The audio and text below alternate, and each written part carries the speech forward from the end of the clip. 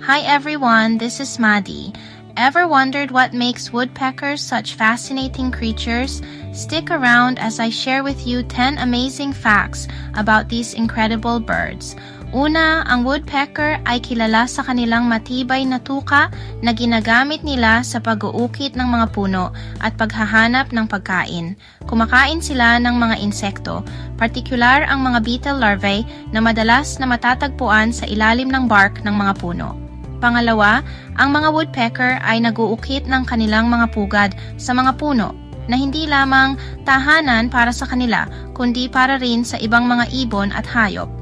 Ang kanilang kakaibang ugali ng paghamas sa mga puno ay nagsisilbing paraan ng paghahanap ng pagkain at pagtawag sa kapwa woodpecker.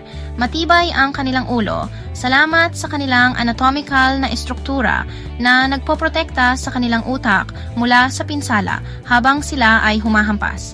Sa maraming kultura, ang woodpecker ay simbolo ng tiwala at katatagan, madalas na kinakatawan sa sining at mitolohiya. Nag-aalaga ang mga woodpecker sa kanilang mga sisiw sa kanilang pugad. Pinapanatili silang ligtas at pinapakain hanggang sa sila ay maging handa na lumipad.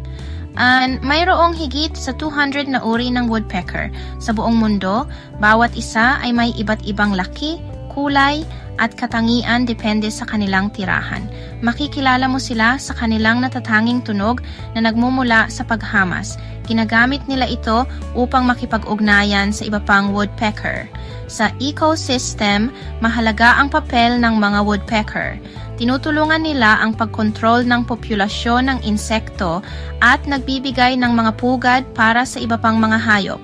Ang mga woodpecker ay hindi lamang kamangha-manghang mga ibon, kundi mahalaga rin sa kalikasan at ekosistema. Thanks for watching. If you enjoyed this video, don't forget to like and subscribe for more fascinating facts about the animal kingdom.